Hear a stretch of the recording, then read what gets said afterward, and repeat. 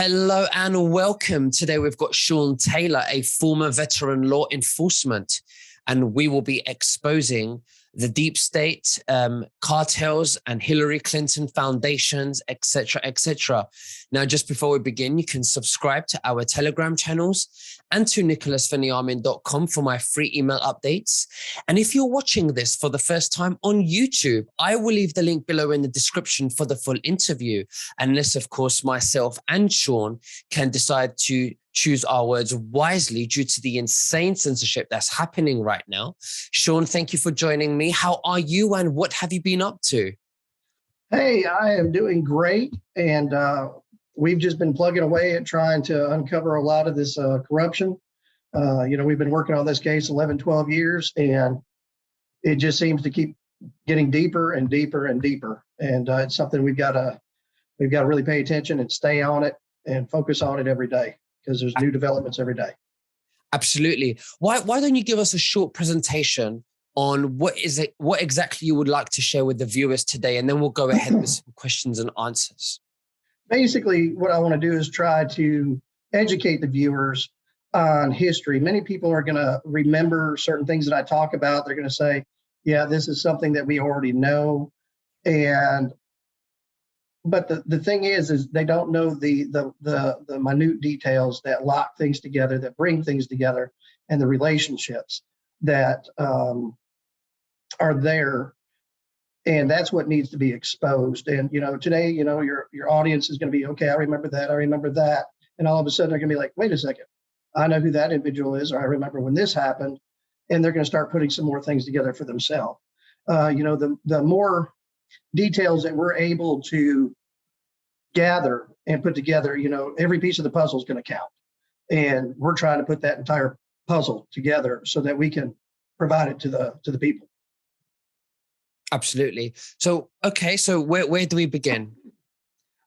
Basically, what I want to begin with is we've got to look at where we're at today and follow that with Biden, going back to Obama, and back to the Clintons, back to the Bushes.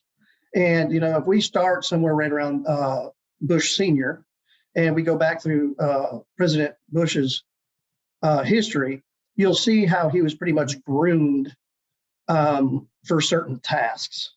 A lot of people don't understand that he was sent over to China and lived in China for a couple of years under direction of that administration. He came back, did several other things, and then was put on the head of the CIA. While Bush was coming up through the ranks, he was making a lot of different friends throughout the world. And one of the places that he was involved in is going to be South America.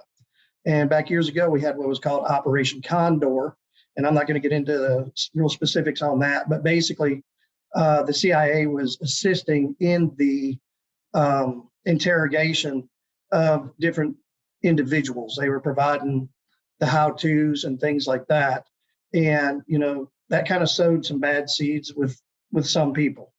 But with his contacts that were happening down in South America and all of that, that's where we end up tying into the Iran, the deal with the Iran-Contras, where they were trading money or trading cocaine for weapons.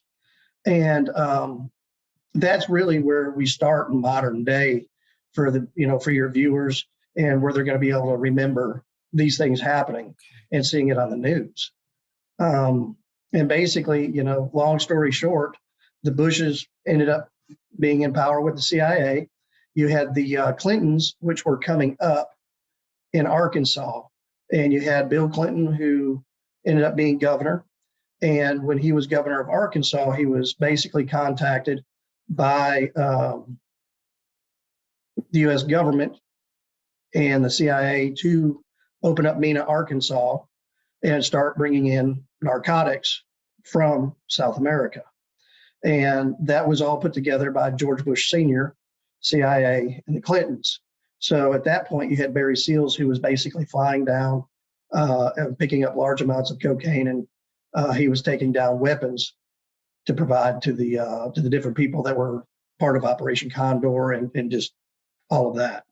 So when all this cocaine started coming in and flowing into the United States, they were flying it in. They were flying it in through, different parts, coming up through Fort Hood into Mena, Arkansas, and then dispersing it from there. Sometimes they were using what we have found now, that they were using ships or cargo containers and things like that they can put on barges, and they were setting up what's called the Tombigbee Waterway. And the Tombigbee Waterway basically goes from the Gulf Coast of the United States up through the Mississippi and pretty much through majority of the eastern United States. And the reason they were doing this is because it was not being, the ships weren't being put under scrutiny like other things are. Basically, in the United States, the only people who have the right to board your vessel is going to be, the Coast Guard or somebody like that. Local law enforcement really doesn't have a right to board a vessel to be able to go after any type of drug smuggling or human smuggling. So they were able to utilize those loopholes to be able to move their narcotics. Mm-hmm. So they basically set up everything in Mena, Arkansas, and they had to set up distribution. The distribution is where it comes into the state of Tennessee, and what really got me onto the case.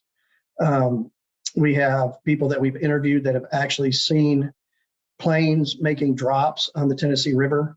We have seaplanes that have flown in that have the little pontoons on them that have landed, and boats going up to that plane, duffel bags being unloaded, taken back to the shore, and the drugs being put on four-wheelers or whatever, and then taken out from that location and being dispersed. And that's where the Gore family ends up coming into the picture. Once the Clintons set everything up and they were running Arkansas, they had to have somebody in Tennessee on the ground to be able to control everything. So that's where they reached out to the Gore family. You have Albert Gore Sr., and then you have Al Gore Jr. One of the people that ended up being the governor of the state of Tennessee is one of their cousins, Governor Ned Ray McWhorter. Ned Ray McWhorter was very close with the Gores, because they were family, ended up being close with the Clintons. And they brought all of these drugs into Tennessee and were basically covering the operations. They were making it so local law enforcement could not investigate it. They were basically shutting it down at every level. You had Al Gore's uncle, whose name is Whit LaFawn. Whit LaFawn was a high judge here in Tennessee, and he was over a county that's on the Tennessee River. And this county where he resided, it's been speculated that they were having at that time between $10 and $20 million worth of cocaine being brought through that small rural city. And the reason that popped up on the radar is because of money orders that were being bought and sent other places, because we do what's called a FinCEN report, where we look at different things. And, one of the indicators is large amounts of money orders going out from different locations. So that's what brought the eyes onto the investigation. So we good right there? You have any questions at this point? Wow. So let me get this right. So the US, the deep state, if you like, were selling cocaine for weapons, or was it the other way around? We were basically trading weapons for the narcotics. And then those narcotics were brought in to the United States. They were taken to different locations, and that's where they were dispersed throughout the United States. So let's say Tennessee is a trucking hub of the United States, which it is. So they brought the drugs into Tennessee, they broke the drugs up and distributed them throughout the United States. And so that's basically how it got set up. So was the one of their agendas was to get people hooked on drugs, to destroy, America, basically, to destroy the mental lives of people in America, so that they can control them more, put them in fear, suppress them. Was that part of the agenda as well? I think it was a two-prong agenda, or actually multiple prong, I should say. It's not just two. One was they wanted to be able to bring the drugs in my opinion, and many other narcotics officers' opinion. I don't want to say that they were trying to dumb down America, but that's what it appears like. They were making sure that Americans had their supply of cocaine or drugs, whatever the drug may be that they were bringing in at that time.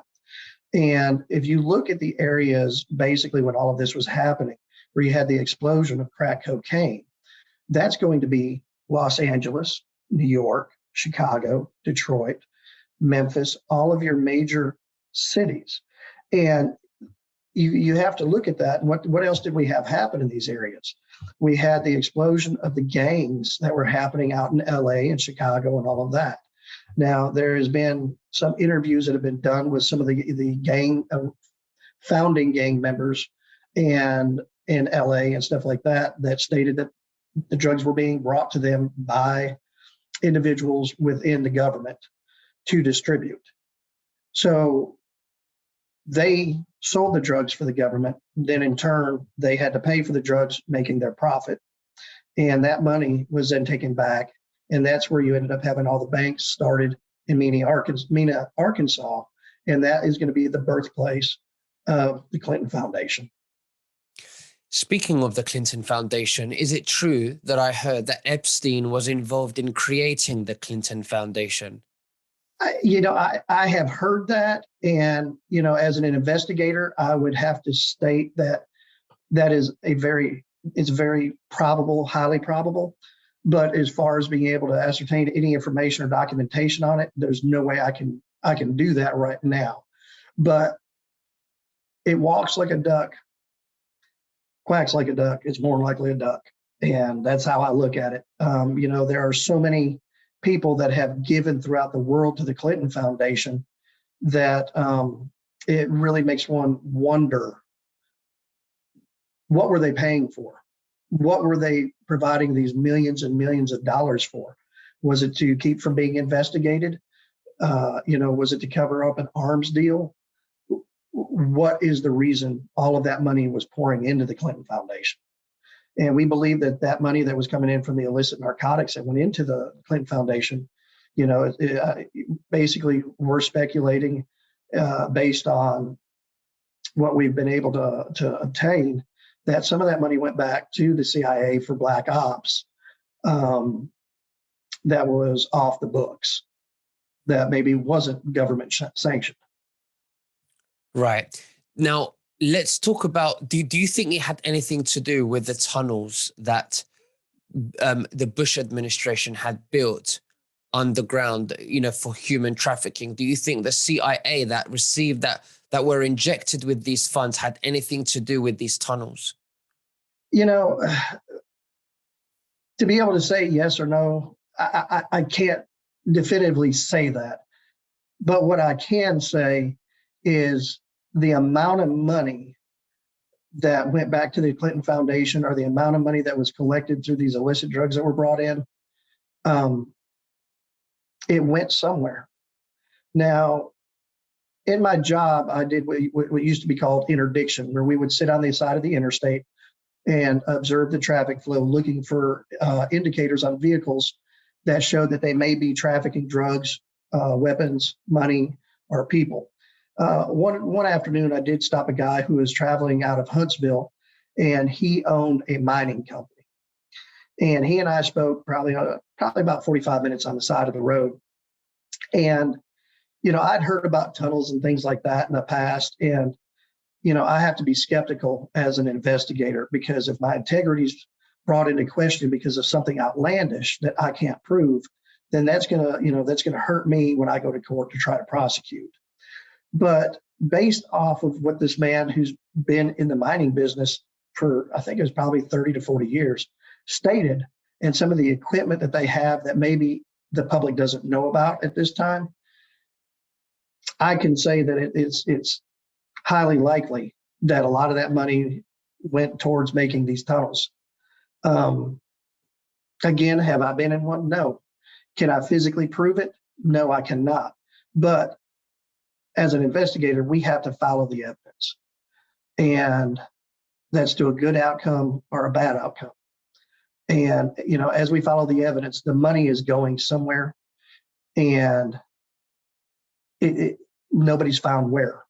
Mm-hmm. So, you have to make your own assertion at this point, to it. So as an investigator, this would be your answer. But if you were talking to your very close friend, and nobody could hear, and you was telling them what you had in your gut, in your discernment, what would you be saying then? Well, I know it would start off, I feel, or I think, because that's what we say Right. when we can't prove it 100%. And as Let me humans, yes. let me answer it this way. In this investigation, I have found that the deep state is not made up of just Democrats. It is also made up of many Republicans, including Republicans people would not even imagine. And we've been able to uncover this through following the money trails, investigations that have been shut down, and things of that nature. Based on these individuals, the evil that they have perpetrated through the years that the public is unaware of because it's covered up by many of the media. I would have to say that it is highly probable. We know that there are tunnels. There's ancient tunnels that have existed across the world for thousands and thousands of years. So if these ancient people were, from 300, 400, 500 years ago, were able to make these tunnels, some of them 1,000 feet deep that you could put an entire city in, made these 300 to 500 years ago with a shovel and a pick. Imagine what they can build with the technology that they have today. And, the guy that I talked to from Huntsville had explained some type of a mining machine that had a huge drilling or a boring head on it, is what he called it. And he said that he felt it was of nuclear and that it would heat the rock and basically turn it into something that could be softer, almost like a lava. And this thing would move through, this machine would move through, and it would leave a tunnel. So to imagine that exists, yeah, I would say it probably does exist, or something that is extremely close to it, because technology dictates that. It proves that. And so, yeah, I would say that, very, very highly probable that this stuff does exist. When you say that the money was injected, given, hidden and used for bad things from selling narcotics, how much money are we talking about here? What's the value here? Hundreds of billions, if not trillions, over the time frame. So this is the type of money that you could go to war with? Absolutely, without a doubt. This is money that you can fund small cell organizations and provide them the weaponry, the technology, and things needed to be noticed on the world stage. And how long, in what time frame was this money made? Well, I believe it goes all the way back to Vietnam with the Air America group, where they were bringing in the heroin and things like that. I believe that's where it started. I think once we pulled out of the Vietnam War, and that's where they had to have that new revenue stream. And that new revenue stream was South America. And they had to keep the money coming to take care of the different things that the government couldn't put on the books. Absolutely. So what I heard a rumor that Trump, he froze, or he took away from the deep state about 1.4 or 1.6 trillion in January 2020. And that's when we went into lockdown, 20 March. What do you think about that? Did you hear anything like that? With any type of an investigation, especially when you're talking about an investigation that's going to go that high, it is very hush hush. There's only a handful of people that are going to know what's happening, what's going on. And then that type of investigation is going to be highly compartmentalized. So that means that you could have, let's say, 10 pieces of information, but there's only going to be 5 people who are involved. And those 5 people are separated almost. And each of them is giving 2 pieces of that 10-piece information kit. So it's going to be compartmentalized so they cannot put everything together themselves and make a speculation. Does that make sense? Absolutely. So I believe that is, again, it's highly probable. I think that it could be setting the stage, or has possibly set the stage for the central bank and everything that's going on with the central bank right now I think that could be one of the reasons that it's caused the inflation that we're looking at right now. Because for every action, there has to be a reaction. You cannot do something and expect that there's not going to be a reaction, especially when you're talking about about money. If we sit here and we look at the Iran deal that took place, people think, okay, the United States gave Iran X amount of money, and now Iran just has this big pile of money. Well, they don't think that it caused any issue. Well, what happened after that? You had the Brexit. You had the Greece go bankrupt, and all of that stuff is directly tied to the money.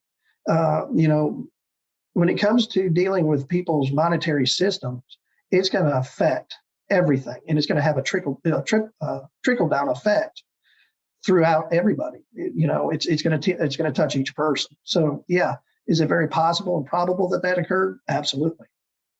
What do you think will happen in respect to the financial system? Will the deep state lose their investment that they've built over the last 100 years? Again, I'm not a money guy. I can follow money crimes. And there's other guys that are a whole lot better out there at it than I am. But if I look at everything in totality and I do a matrix on it, similar to what we would consider a threat matrix on it, or a threat assessment, if I put all of that together, there's definite pushback, and there are things that are happening right now that shows that the central bank's not happy. And at this point, they're going to do whatever they have to do to maintain the money that they have, and that way they can maintain superiority. Because if they maintain the money, they're going to also be able to control information. Because again, information is a weapon. Information, the person who controls the information basically controls the game. What controls information? Money. So if you have money that's controlling the information, then they're going to stay ahead. But if you are liquidating what they have and you're seizing what they have, they don't have as much money to throw around to gain that information and to gather that information, which makes them weak, and it's easier to take them down. Right. So one of the few bizarre things that I've ever learned in this movement is that there could be a possibility, for an example, that we have human meat in fast foods mixed with beef as a percentage. I've heard that from different sources. I've also heard that the government's involved in other foreign entities. I've heard bizarre things, and I don't know it's true. But you're a professional person. You're an investigator. And I wanted to ask you, what would you say is the most bizarre, shocking thing that you've ever come across that you can share today with the viewers? When it comes to stuff like that, I look back through history. And historically, has there been cannibalism? Absolutely, there's been cannibalism, 100%. And we can't deny that. Do I believe that there are people out there that are actively partaking in groups and things like that may be in cannibalism? Yeah, it's proven. That's fact. Look anywhere around the world. You have different tribes. You have the soccer players that were in the Andes that had to do it to be able to survive the plane crash. So, it is something. Is it something that is a ritualistic thing? Unfortunately, it is. Have I had anything in my career that would be anything like that? No, I have not observed anything like that. The biggest thing that I see, and I think local law enforcement sees, is they're seeing the local public corruption, and they're seeing the corruption within the judiciary. And that's a very important indicator of what's going on above, because what is going on above is allowing them to have that corruption, to do what they're doing. And so if you have that corruption at your local level, it's going to be at the next level, the next level, and the next level, all the way to the top. And there's no way that it can't be, because if the people above the local officials were legitimate, then they would hold your local politicians accountable, and they're not. And I think that's a big tell on how bad the corruption is. Donald Trump said, we're going to drain the deep state and drain the swamp. And when he gets here and he sees how big it is, he's like, this is a lot bigger mess than I had anticipated it to be. And so that brought in, different measures that he was going to have to implement and things like that.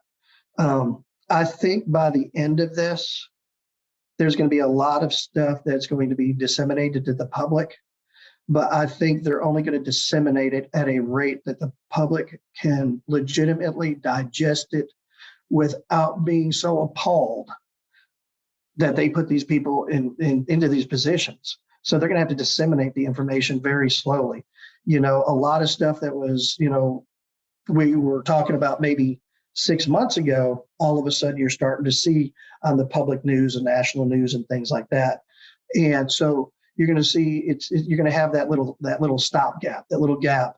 And basically they're going to be taking the temperature of the public as they're releasing this information so they know how much to release and how quick to release it. Wow, that's very interesting.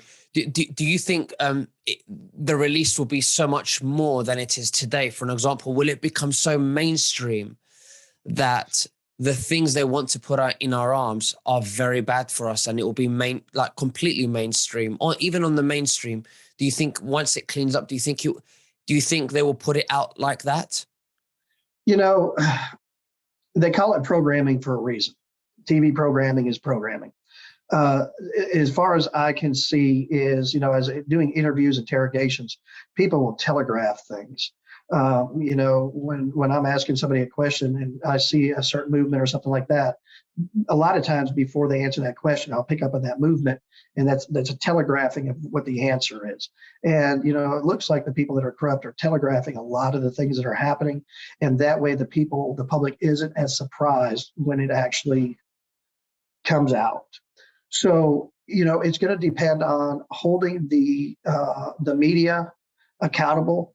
And, there's been several good books that have been written about, one of the downfalls of the CIA was the internet, because they can't control that flow of information, and they cannot meter the outcome of the information or disinformation that's been given, because there's information being disseminated so quickly.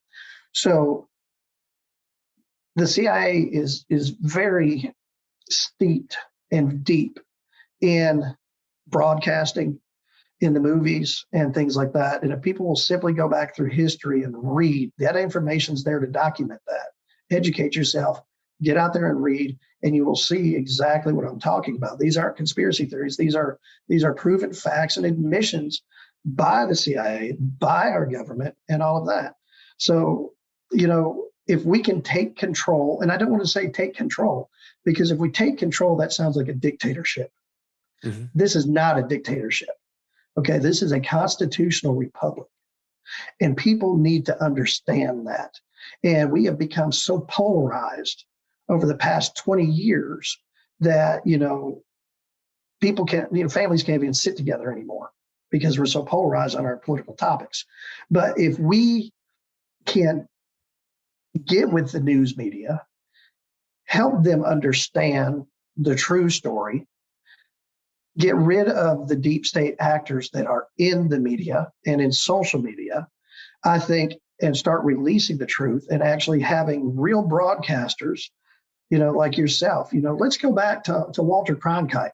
He didn't report news for the Republicans or the Democrat. He just reported the news. Let's go in like Project Veritas is doing. Let's get the information. Let's disseminate the information and do it correctly. That way people can gauge the information they're receiving and let them make their decisions then. Because if you spoon feed people propaganda daily, that's all they're going to go out here and spew on the streets. And that's basically what's happened. America, as soon as political correctness came on scene, was the absolute downfall. That is exactly where it started with the political correctness. We were built on a nation of free speech. And by God, you should be able to say what you need to say, provided it doesn't, violate the fighting words doctrine or something like that.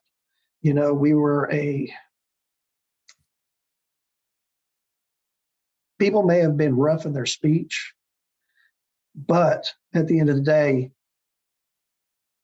you had less stuff happening because people were able to get their point across. I hope that makes sense. It does. Absolutely. Sometimes you've got to be, especially when you're telling the truth, you have to have a sense of humor, to get it out Absolutely. there. Absolutely. The other thing I want to say is, speaking of censorship, which is a very big topic, that's very important. Truth Social, Trump's media platform that's being launched in, I think, 2 days ago. Yes.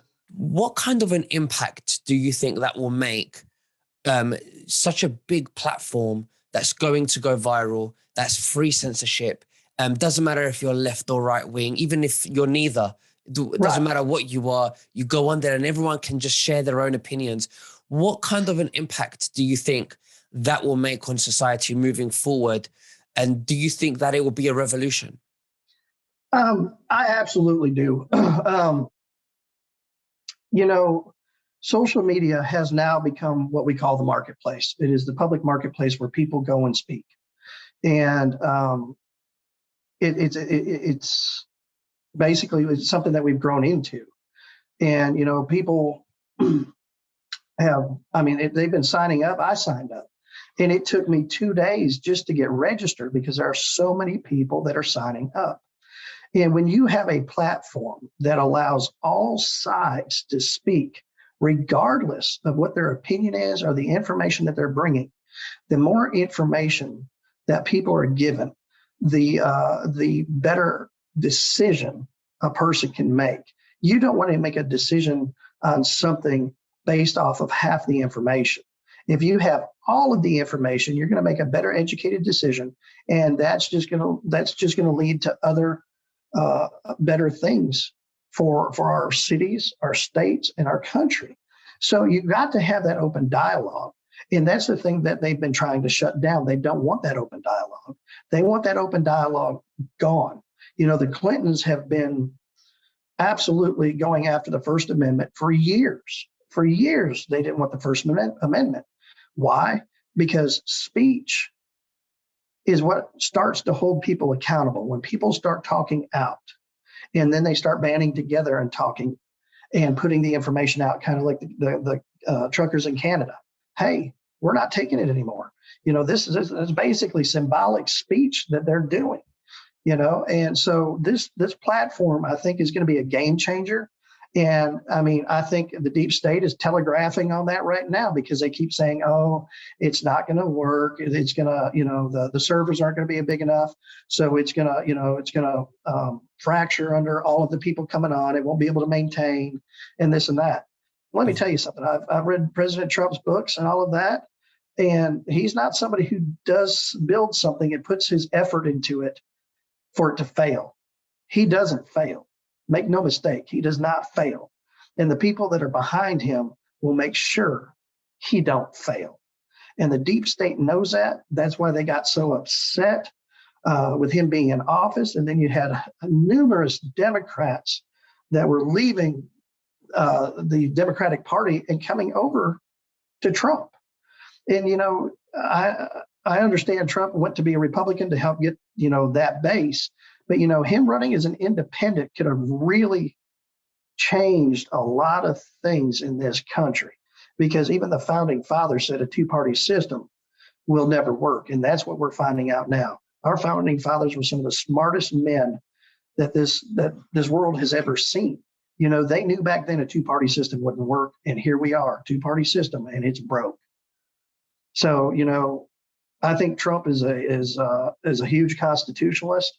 He believes in the Constitution. He's going to stand behind the Constitution. He may not like what somebody's got to say, but by God, he's going to let them say it because they got just as much right to say it as he does. And he knows that, and he's going to stand behind it. Shawn Taylor, I really enjoyed our interview. It's been an honor to have you. Thank you so much. Is there anything else that you'd like to share with the viewers before we finish? Only thing I want to share with the viewers is this: stand up, stand strong, don't back down. There's millions of us across this planet that are done with the corruption, but it's up to each and every one of us to stand up against these tyrants to get our point across and to hold them accountable. Stand Shawn up. Please. That's it. Just stand up. Well, Shawn Taylor, thank you very much. It's been great. Thank you. And we'll speak very soon. God bless you. Thank you. God bless you.